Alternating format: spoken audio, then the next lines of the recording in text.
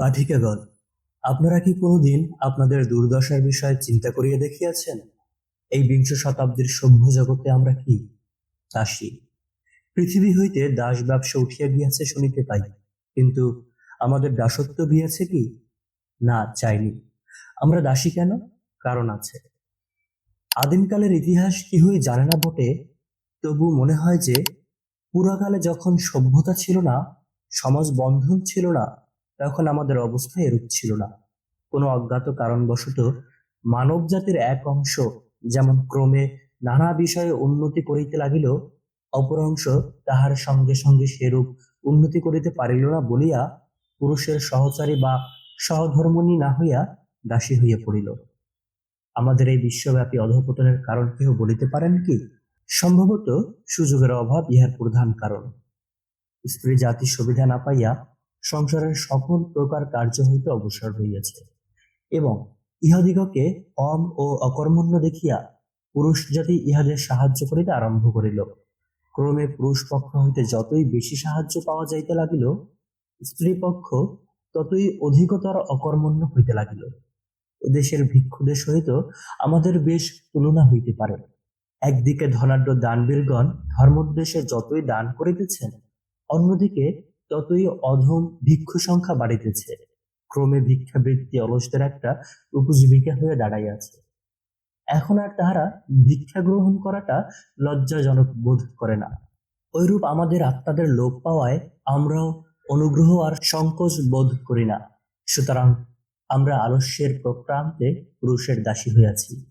ক্রমশ আমাদের মন পর্যন্ত দাসী হইয়া গিয়াছে, এবং আমরা বহু কাল হইতে দাসীপানা করিতে করিতে দাসত্বে অভ্যস্ত হইয়া পড়িয়াছি। এইরূপে আমাদের স্বাবলম্বন সাহস প্রভৃতি মানসিক উচ্চবৃত্তিগুলি অনুশীলন অভাবে বারবার অঙ্কুরের বিনাশ হওয়ায় এখন আর বোধ হয় অঙ্কুরিত হয় না। কাজেই পুরুষ জাতি বলিতে সুবিধা পাইয়াছেন, স্ত্রী জাতির অন্তঃকরণে 5টি দুরারোগ্য ব্যাধি, এই অযোগ্যতা, অসন্তোষ, পরনিন্দা, হিংসা এবং মূর্খতা। নির্বোধ স্ত্রীলোক কর্তব্য যে প্রত্যেক বিষয়ে নিজেকে অবিশ্বাস করিয়া স্বামীর আদেশ পালন করে।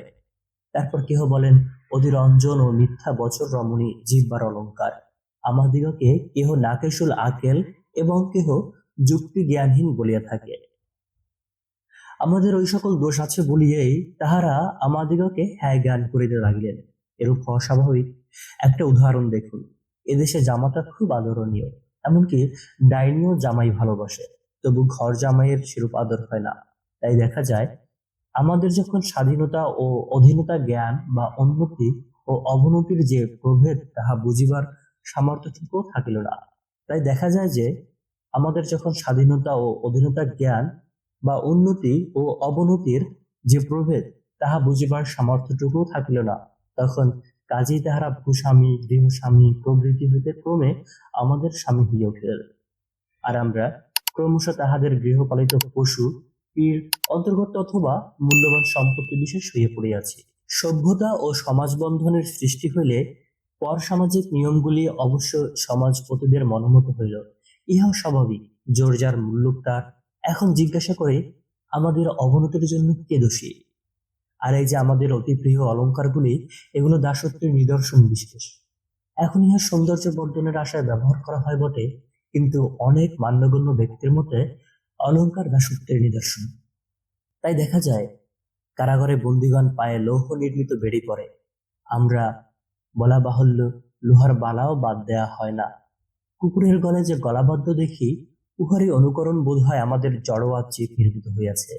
অশ্ব, হস্তি প্রভৃতি পশু লৌহ শৃঙ্খলে আবদ্ধ থাকে, সেরূপ আমরা স্বর্ণ শৃঙ্খল কণ্ঠ শোভিত করিয়া মনে করি হায় পড়িয়াছি। গোস্বামী বলদের নাসিকা বিদ্ধ করিয়া নাকদড়ি পরায়। এদেশে আমাদের স্বামী আমাদের নাকে নোলক পড়াইয়াছেন, ও নোলক হইতেছে স্বামীর অস্তিত্বের নিদর্শন। অতএব দেখলেন ভূমিনী, আমাদের ওই বহুমূল্য অলঙ্কারগুলি দাসত্বের নিদর্শন ব্যতীত আর কি হইতে পারে? আবার মজা দেখুন, তাহার শরীরে দাসত্বের নিদর্শন যত অধিক, তিনি সমাজে ততোধিক মান্যগণ্য। এই অলঙ্কারের জন্য ললনাকুলের কত আগ্রহ, যেন জীবনের সুখ সমৃদ্ধি উহারই উপর নির্ভর করে। তাই দরিদ্রা কামিনীগণ স্বর্ণরৌপ্য হাত করি না পাইয়া কাচের চুরি করিয়া দাসী জীবন সার্থক করে। যে বিধবা চুরি করিতে অধিকারিণী নহে, তাহার মতো হতভাগিনী যেন এ জগতে আর নাই। অভ্যাসের কি অপার মহিমা!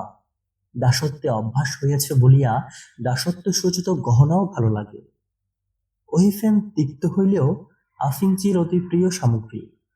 মাদক দ্রব্যে যত সর্বনাশ হোক না কেন, মাতাল তাহা ছাড়িতে চাহে না। সেইরূপ আমরা অঙ্গে দাসত্বের নিদর্শন ধারণ করিয়াও আপনাকে গৌরবান্বিতা মনে করি, গর্বে স্ফীতা হই।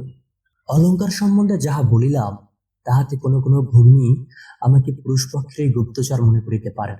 অর্থাৎ ভাবিলেন যে আমি পুরুষদের টাকা স্বর্ণকারের হস্ত হইতে রক্ষা করিবার জন্য হয়তো এরূপ কৌশলে ভগ্নীদিগকে অলঙ্কারের বীতশ্রদ্ধ করিতে চেষ্টা করিতেছি, কিন্তু তাহা নয়।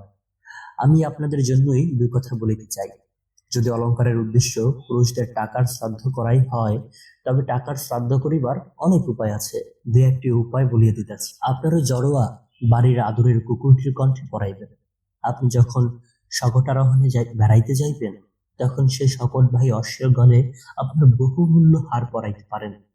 বালা ও চুড়িগুলো বসিবার ঘরের পর্দার কড়া ব্যবহার করা যাইতে পারে। তবে স্বামী নামধারী নরবরের টাকার বেশ শ্রাদ্ধ হইবে। অলঙ্কারের মুখ্য উদ্দেশ্য ঐশ্বর্য দেখান বইতে নয়, ঐরূপ ঐশ্বর্য দেখাইবেন। নিজের শরীরে দাসত্বের নিদর্শন ধারণ করিবেন কেন? উক্ত প্রকার গহনার সদ্ব্যবহার করিলে প্রথম প্রথম লোকে আপনাকে পাগল বলিবে, কিন্তু তাহা গ্রাহ্য না করিলেও চলিবে। এই পোড়া সংসারে কোন ভালো কাজটা বিনা কেশে সম্পাদিত হইয়াছে? পৃথিবীর গতি আছে, এই কথা বলাতে মহাত্মা গ্যালালিওকে বাতুলাঘারে যাইতে হইয়াছিল। কোন সাধু লোকটি অনায়াসে নিজ বক্তব্য বলিতে পারিয়াছেন? তাই বলি, সমাজের কথায় কর্ণপাত করিবেন না। এ জগতে ভালো কথা বা ভালো কাজের বর্তমানে আদর হয় না। বাস্তবিক অলঙ্কার দাসত্বের নিদর্শন ভিন্ন আর কিছুই নহে। যদি অলঙ্কারকে দাসত্বের নিদর্শন না ভাবিয়া সৌন্দর্য বর্ধনের উপায় মনে করা যায়, তাহাই কি কম নিন্দনীয়? সৌন্দর্য বর্ধনের চেষ্টাও কি মানসিক দুর্বলতা নহে? পুরুষরা ইহা পরাজয়ে নিদর্শন ভাবেন। তাহারা কোনো বিষয় তর্ক করিতে গেলে বলেন, আমার কথা প্রমাণ করিতে না পারিলে আমি চুরি করিব। কবিবার সাদি পুরুষদের উৎসাহিত করিবার জন্য বলিয়াছেন, আয় মর্তা বকুশিদ, জামায় জানা নপুষিদ, অর্থাৎ হে বীরগণ, চেষ্টা করো, রমণীর পোশাক পরিও না। আমাদের পোশাক পরিলে তাহাদের অপমান হয়। দেখা যাক সে পোশাকটা কি। কাপড় তো তাহাদেরও আমাদের প্রায় একই প্রকার। একখণ্ড ধুতি ও একখণ্ড শাড়ির দৈর্ঘ্য ও প্রস্থে কিছুমাত্র তারতম্য আছে কি? যে দেশে পুরুষ পাজামা পরে, সে দেশে নারীও পাজামা পরে। লেডিস জ্যাকেট বলিতে শোনা যায়, জেন্টেলম্যান জ্যাকেটও শুনিতে পাই। তবে জামায় জানা বলিলে কাপড় না বুঝাইয়া সম্ভবত রমণীসুলভ দুর্বলতা বুঝায়। পুরুষ জাতি বলেন যে তাহারা আমাদিগকে বুকের ভিতর বুক পাতিয়া বুক দিয়া ঢাকিয়া রাখিয়াছেন, এবং এরূপ সোহাগ আমরা সংসারে পাইব না বলিয়া ভয় প্রদর্শন করিয়া থাকেন। আমরা তাই সোহাগে গলিয়া ঢলিয়া বহিয়া যাইতেছি। ফলত তারা যে অনুগ্রহ করিতেছেন, তাহা কি আমাদের সর্বনাশ হইতেছে। আমাদিগকে তাহারা হৃদয় পিঞ্জরে আবদ্ধ করিয়া জ্ঞান, সূর্যলোক ও বিশুদ্ধ বায়ু হইতে বঞ্চিত রাখিয়াছেন। তাহাতে আমরা ক্রমশ মরিতেছি। তাহারা আরো বলেন, তাহাদের সুখের সামগ্রী আমরা মাথায় বহিয়া আনিয়া দেব। আমরা থাকিতে তাহারা দুঃখ সহ্য করিবে কেন? আমরা ওই শ্রেণীর বক্তাকে তাহাদের অনুগ্রহপূর্ণ উক্তির জন্য ধন্যবাদ দেই, কিন্তু ভ্রাত, পুরা সংসারটা কেবল কবির সুখময় কল্পনা নহে, ইহা জটিল কুটিল কঠোর সংসার। সত্য বস্তু কবিতা নহে, কাব্য উপন্যাস নহে মম জীবন, নাট্যশালা নহে ইহা প্রকৃত ভবন। তাই যা কিছু মুশকিল, নতুবা আপনাদের কৃপায় আমাদের কোনো অভাব হইত না। বঙ্গমালা আপনাদের কল্পিত বর্ণনা অনুসারে কৃষ্ণাঙ্গী, কোমলাঙ্গী, অবলা, ভয় বিহবলা ইত্যাদি হইতে হইতে ক্রমে সূক্ষ্ম শরীর প্রাপ্ত হইয়া বাষ্পরূপে অনায়াসে আকাশে বিলীন হইতে পারিতেন, কিন্তু প্রকৃত অবস্থা তদ্রূপ সুখের নহে। তাই এখন মিনতি করিয়া বলিতে চাই, অনুগ্রহ করে এই করো, অনুগ্রহ করো না মুদের। বাস্তবিক অত্যাধিক যত্নে অনেক বস্তু নষ্ট হয়। যে কাপড় বহু যত্নে বন্ধ করিয়া রাখা যায়, তাহা উইয়ের ভোগ্য হয়। কবি বেশ বলিয়াছেন, কেন নিবে গেল বাতি, আমি অধিক যতনে ঢেকেছিল তারে, জাগিয়া বাসর রাতি, তাই নিভে গেল বাতি। সুতরাং দেখা যায়, তাহাদের অধিক যত্নই আমাদের সর্বনাশের কারণ। বিপদসংকুল সংসার হইতে সর্বদা সরিতে আছে বলিয়া আমরা সাহস ভরসা বল একেবারে হারাইয়াছি। আত্মনির্ভর ছাড়িয়া স্বামীদের নিতান্ত মুখাপেক্ষী হইয়া পড়িয়াছি। সামান্য হইতে সামান্যতর বিপদে পড়িলে আমরা গৃহকোণে লুকাইয়া গগন বেঁধে আর্তনাদে রোদন করিয়া থাকি। ভ্রাতৃ মহোদয়গণ আবার আমাদের নাকি কান্নার কথা তুলিয়া কেমন বিদ্রুপ করেন, তাহা কে না জানে, আর সে বিদ্রুপে নীরব সহ্য করি। আমরা কেমন শোচনীয় রূপে ভীরু হইয়া পড়িতেছি তাহা ভাবিলে ঘৃণায় লজ্জায় মৃত্যু প্রায় হই। ব্যাঘ্র ভল্লুক দূরে থাকুক, আরশোলা জৌলকা প্রভৃতি কীট পতঙ্গ দেখিয়া আমরা ভীত বিহ বলা হই, এমনকি অনেকে মূর্ছিতা হন। একটা 9-10 বছরের বালক বোতলে আবদ্ধ একটা জলৌকা লইয়া বাড়ি শুদ্ধ স্ত্রীলোকের ভীতি উৎপাদন করিয়া আমোদ ভোগ করে। অবলাগণ চিৎকার দৌড়াতে থাকেন, আর একটা বালক সাহস্যে বোতল হস্তে তাহাদের পশ্চাৎ ধাবিত হয়। এমন তামাশা আপনারা দেখেন নাই কি? আমি দেখিয়াছি, আর সে কথা ভাবিয়া ঘৃণায় লজ্জায় মরমে মরিতেছি।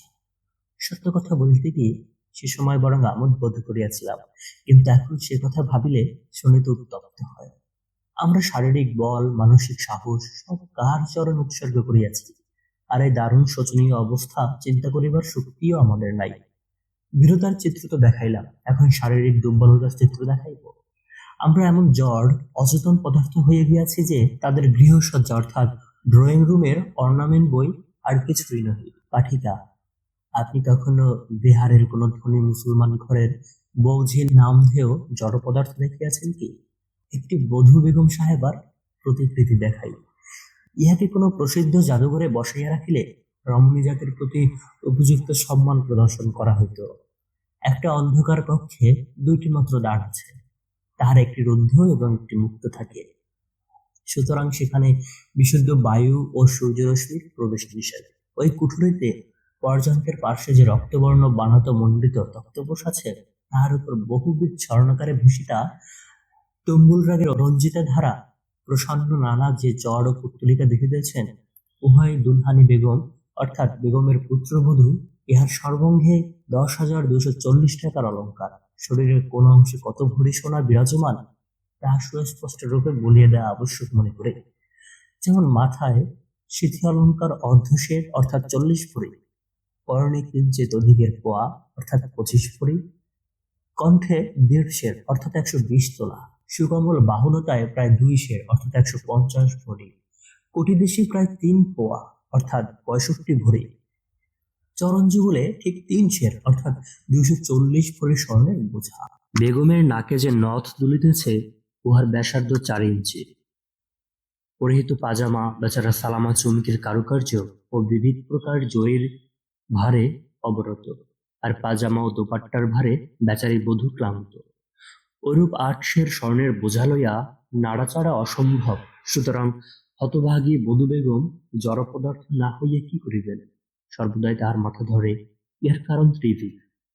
সুচিক্কণ পাটি বসাইয়া কষিয়া কেশবিন্যাস, বেণী ও শীতের উপর অলঙ্কারের বোঝা, অর্ধেক মাথায় আটা সংযোগ আফসা ও চুমকি বসানো হইয়াছে, গ্রহযুগ চুমকি দ্বারা আচ্ছাদিত, এবং কপালে রঙ্গের বর্ণের চাঁদ ও তারা আটা সংযোগ বসানো হইয়াছে। শরীর যেমন জড়পিণ্ড, মদ ততাধিক জড়। এই প্রকার জড়পিণ্ড হইয়া জীবন ধারণ করা বিড়ম্বনা মাত্র, কারণ কোনরূপ শারীরিক পরিশ্রম না করায় বেগমের স্বাস্থ্য একেবারে মাটি হয়। কক্ষ হইতে কক্ষান্তরে যাইতে তাহার চরণদ্বয় শ্রান্ত ক্লান্ত ও ব্যথিত হয়। বাহুদ্বয় সম্পূর্ণ অকর্মণ্য, অজীর্ণ ক্ষুধামন্দা প্রভৃতি রোগ তার চিরসহচর। শরীরে স্ফূর্তি না থাকিলেও মনে স্ফূর্তি থাকে না, সুতরাং ইহাদের মন এবং মস্তিষ্ক উভয় চিররোগী। এমন স্বাস্থ্য লইয়া চিররোগী জীবন বাহন করা কেমন কষ্টকর তাহা সকলেই বুঝিতে পারেন। ওই চিত্র দেখিলে কি মনে হয়? আমরা নিজের ও অপরের অবস্থা দেখিয়া শুনিয়া চিন্তা করিলে যে শিক্ষা লাভ করি, ইহাই প্রকৃত ধর্মোপদেশ। সময় সময় আমরা পাখি সাক্ষী হইতে যে সদুপদেশ ও জ্ঞান লাভ করি, তাহা পুঁথিগত বিদ্যার অপেক্ষা শ্রেষ্ঠ। একটি আকার পতন দর্শনে মহাত্মা নিউটন যে জ্ঞান লাভ করিয়াছিলেন, সে জ্ঞান তৎকালীন কোনো পুস্তকে ছিল না। ওই বধূ বেগমের অবস্থা চিন্তা করিতে গিয়া আমি আমাদের সামাজিক অবস্থার এই চিত্র আঁকিতে সম হইলাম। যাহা হোক, আমি উক্ত বধূ বেগমের জন্য বড় দুঃখিত হইলাম। ভাবিলাম, অভাগী ইহলোক পরলোক উভয়ই নষ্ট। যদি ঈশ্বর হিসাব নিকাশ লয়েন যে তোমার মন, মস্তিষ্ক, চক্ষু প্রভৃতির কি সদ্ব্যবহার করিয়াছ, তাহার উত্তরে বেগম কি বলিবেন? আমি তখন সেই বাড়ির একটি মেয়েকে বলিলাম, তুমি যে হস্তপদ দ্বারা কোনো পরিশ্রম করো না, এজন্য খোদার নিকট কি জবাবদিহি করিবে? সে বলিল, আপকা কাহানা ঠিক হে, এবং সে যে সময় নষ্ট করে না, সততা চলাফেরা করে, আমাকে ইহাও জানাইল। আমি পুনরায় বলিলাম, শুধু ঘোরাফেরা কথাটার উত্তরে হাসির একটা গড়া উঠিল। আমি কিন্তু ব্যথিত হইলাম, ভাবিলাম উল্টা বুঝিলি রাম, কোন বিষয়ে জ্ঞান লাভ করিবার শক্তিটুকু ইহাদের নাই। আমাদের উন্নতির আশা বহুদূরে ভরসা কেবল পতিত পাবন। আমাদের শয়নকক্ষে যেমন সূর্যালোক প্রবেশ করে না, তদ্রূপ মনকক্ষেও জ্ঞানের আলোক প্রবেশ করিতে পায় না। যেহেতু আমাদের উপযুক্ত স্কুল কলেজ এক প্রকারে নাই, পুরুষ যত ইচ্ছা অধ্যয়ন করিতে পারেন, কিন্তু আমাদের নিমিত্ত জ্ঞানস্বরূপ সাধুভাণ্ডারের দ্বার কখনো সম্পূর্ণরূপে উন্মুক্ত হইবে কি? যদি কোনো উদারচেতা মহাত্মা দয়া করিয়া আমাদের হাত ধরিয়া তুলিতে অগ্রসর হন, তাহা হইলে সহস্র জনের বাধা বিঘ্ন উপস্থিত করেন। সহস্র জনের বাধা ঠেলিয়া অগ্রসর হওয়া একজনের কার্য নহে। তাই একটু আশার আলোক দীপ্ত পাইতে না পাইতে চিরনিরাশার অন্ধকারে বিলীন হয়। স্ত্রী শিক্ষার বিরুদ্ধে অধিকাংশ লোকের কেমন একটা কুসংস্কার আছে যে তাহারা স্ত্রী শিক্ষা শব্দ শুনিলেই শিক্ষার কুফলের একটা ভাবী বিভীষিকা দেখাইয়া শিহরিয়া ওঠেন। অশিক্ষিত স্ত্রী লোকের শত দোষ সমাজ অম্লান বদনে মাফ করিয়া থাকে, কিন্তু সামান্য শিক্ষাপ্রাপ্তা মহিলা দোষ না করিলেও সমাজ কোনো কল্পিত দোষ শতগুণে বাড়াইয়া সে বেচারির ওই শিক্ষার ঘাড়ে চাপাইয়া দেয় এবং শতকণ্ঠে সমন্বয় বলিয়া থাকে, স্ত্রী শিক্ষাকে নমস্কার। আজকাল এই অধিকাংশ লোকে শিক্ষাকে কেবল চাকরি লাভের পথ মনে করে। মহিলাগণের চাকরি গ্রহণ অসম্ভব, সুতরাং এই সকল স্ত্রী শিক্ষা সম্পূর্ণ অনাবশ্যক। ফাঁকা তর্কের অনুরোধে আবার কোন নেটিভ খ্রিস্টিয়ান হয়তো মনে করিবেন যে রমণীর জ্ঞান পিপাসাই মানবজাতির কারণ। যেহেতু শাস্ত্রে দেখা যায় আদিমাতা হাওয়া জ্ঞান বৃক্ষের ফল ভক্ষণ করিতেছেন বলিয়া তিনি এবং আদম উভয়ই স্বর্গচ্যুত হইয়াছেন। যাহা হোক, শিক্ষার অর্থ কোন সম্প্রদায় বা জাতি বিশেষ অন্ধ অনুকরণ নহে। ঈশ্বর যে স্বাভাবিক জ্ঞান বা ক্ষমতা দিয়াছেন, সেই মতাকে অনুশীলন দ্বারা বৃদ্ধি করাই শিক্ষা। ওই গুণের সদ্ব্যবহার করা কর্তব্য এবং অপব্যবহার করা দোষ। ঈশ্বর আমাদিগকে হস্ত, পদ, কর্ণ, মন এবং চিন্তা শক্তি দিয়াছেন। যদি আমরা অনুশীলন দ্বারা হস্তপদ সবল করি, হস্ত দ্বারা সৎকার্য করি, চক্ষু দ্বারা মনোযোগ সহকারে দর্শন করি, কর্ণ দ্বারা মনোযোগ পূর্বক শ্রবণ করি এবং চিন্তা শক্তি দ্বারা আরো সূক্ষ্মভাবে চিন্তা করিতে শিখি, তাহাই প্রকৃত শিক্ষা। আমরা কেবল পাশ করা বিদ্যাকে প্রকৃত শিক্ষা বলি না। দর্শন শক্তির বৃদ্ধি বা বিকাশ সম্বন্ধে একটা উদাহরণ দিতেছি। যেখানে অশিক্ষিত চক্ষু ধূলি কর্দম ব্যতীত আর কিছুই দেখিতে পায় না, সেখানে বিজ্ঞানের অর্থাৎ শিক্ষিত চক্ষু অনেক মনোরম চমৎকার বস্তু দেখিতে পায়। আমাদের পদদলিত করি বিজ্ঞানবিদ তাহা বিশ্লিষ্ট করিলে নিম্নলিখিত বস্তু চতুষ্টয় প্রাপ্ত হইবেন, যথা বালুকা বিশেষণ করিলে সাদা পাথর বিশেষ, কর্দম পৃথক করিলে চীনে বাসন প্রস্তুত করানো উপযোগী মৃত্তিকা, অথবা নীলকান্ত মণি পাথর কয়লা কালি দ্বারা হীরক, এবং জল দ্বারা এক বিন্দু নিহার। দেখলেন ভগিনী, সেখানে অশিক্ষিত চক্ষু কর্দম দেখে, সেখানে শিক্ষিত চক্ষু হীরা মানিক দেখে। আমরা যে হেন চক্ষুকে চির অন্ধ করিয়া রাখি, এজন্য খোদার নিকট কি উত্তর দেব? মনে করুন, আপনার দাসীকে আপনি একটা সম্মার্জনী দিয়া বলিলেন, যা আমার অমুক বাড়ি পরিষ্কার রাখিস। দাসী সম্মার্জনীটা আপনার দান মনে করিয়া অতি যত্নে জরির ওয়ারে ঢাকিয়া উচ্চ স্থানে তুলিয়া রাখিল, কোনো কালে ব্যবহার করিল না। এদিকে আপনার বাড়ি ক্রমে আবর্জনাপূর্ণ হইয়া বাসের অযোগ্য হইল। অতঃপর আপনি যখন দাসীর কার্যের হিসাব লইবেন, তখন বাড়ির দুরবস্থা দেখিয়া আপনার মনে কি হইবে? শতমুখী ব্যবহার করিয়া বাড়ি পরিষ্কার রাখিলে আপনি খুশি হইবেন, না তাহার প্রতি ভক্তি প্রদর্শন করিলে সন্তুষ্ট হইবেন? বিবেক আমাদিগকে আমাদের প্রকৃত অবনতি দেখাইয়া দিতেছে এবং উন্নতির চেষ্টা করা আমাদের কর্তব্য। আমাদের উচিত যে সহস্ত উন্নতির দ্বার উন্মুক্ত করি। এক স্থলে আমি বলিয়াছি, ভরসা কেবল পতিতা পাবন, কিন্তু ইহাও স্মরণ রাখা উচিত, ঊর্ধ্বে হস্ত উত্তোলন না করিলে পতিতা পাবনও হাত ধরিয়া তুলিবেন না। ঈশ্বর তাহাকে সাহায্য করে যে নিজে নিজের সাহায্য করে। তাই বলি, আমাদের অবস্থা আমরা চিন্তা না করিলে আর কেহ আমাদের জন্য ভাবিবে না, ভাবিলেও তাহাতে আমাদের 16 আনা উপকার হইবে না। অনেকে মনে করেন যে পুরুষের উপার্জিত ধন ভোগ করে বলিয়া নারী তাহার প্রভুত্ব সহ্য করে। কথাটা অনেক পরিমাণে ঠিক। বোধহয় স্ত্রী জাতি প্রথমে শারীরিক শ্রমে অম হইয়া পরের উপার্জিত ধন ভোগে বাধ্য হয় এবং সেই জন্য তাহাকে মস্তক নত করিতে হয়। কিন্তু এখন স্ত্রী জাতির মন পর্যন্ত দাস হওয়ায় দেখা যায়, যে স্থলে দারিদ্র স্ত্রীলোকেরা সূচিকর্ম বা দাসীবৃত্তি দ্বারা অর্থ উপার্জন করিয়া পতিপুত্র প্রতিপালন করে, সেখানেও ওই অকর্মণ্য পুরুষরাই স্বামী থাকে। আবার যিনি স্বয়ং উপার্জন না করিয়া প্রভূত সম্পত্তির উত্তরাধিকারিণীকে বিবাহ করেন, তিনিও তো স্ত্রীর উপর প্রভুত্ব করেন এবং স্ত্রী তাহার প্রভুত্বে আপত্তি করেন না। ইহার কারণ এই যে, বহুকাল হইতে নারীর হৃদয়ে উচ্চবৃত্তিগুলি অঙ্কুর বিনিষ্ট হওয়ায় নারীর অন্তর, বাহির মস্তিষ্ক, হৃদয় সবই দাসী হইয়া পড়িয়াছে। এখন আর আমাদের হৃদয়ে স্বাধীনতা, ওজাসিতা বলিয়া কোনো বস্তু নাই এবং তাহা লাভ করিবার প্রবৃত্তি পর্যন্ত লক্ষিত হয় না। তাই বলিতে চাই, অতএব জাগো, জাগো গো ভগিনী। প্রথমে জাগিয়ে ওঠা সহজ নহে জানি, সমাজ মহা গোলযোগ বাধাইবে তাও জানি। ভারতবাসী মুসলমান আমাদের জন্য কতলের বিধান দিবেন এবং হিন্দু চিতানল বা তোষণলের ব্যবস্থা দিবেন জানি, কিন্তু সমাজের কল্যাণের নিমিত্ত জাগিতে হইবে। বলিয়াছি তো, কোনো ভালো কাজ অনায়াসে করা যায় না। কারামুক্ত হইয়াও গ্যালিলিও বলিয়াছিলেন, কিন্তু যাহাই হোক, পৃথিবী ঘুরিতেছে, আমাদিগকে ঐরূপ বিবিধ নির্যাতন সহ্য করিয়া জাগিতে হইবে। এই স্থলে পার্সি নারীদের একটি উদাহরণ দিতেছি। নিম্নলিখিত কতিপয় পঙ্ক্তি একখণ্ড উর্দু সংবাদপত্র হইতে অনুদিত হইল। এই 50 বর্ষের মধ্যে পার্সি মহিলাদের অনেক পরিবর্তন হইয়াছে। বিলাতী সভ্যতা যাহা তাহারা এখন লাভ করিয়াছেন, পূর্বিহার নামমাত্র জানিতেন না। মুসলমানদের ন্যায় তাহারাও পর্দায় থাকিতেন। রৌদ্র ও বৃষ্টি হইতে রক্ষা পাইবার নিমিত্ত তাহারা ছত্র ব্যবহার অধিকারিণী ছিলেন না। প্রখর রবির উত্তাপ পর্দা থাকিত, অন্যের জুতায় ছত্ররূপে ব্যবহার করিতেন। গাড়ির ভিতর বসিলেও তাহাতে পর্দা থাকিত, অন্যের সম্মুখে স্বামীর সহিত আলাপ করিতে পারিতেন না।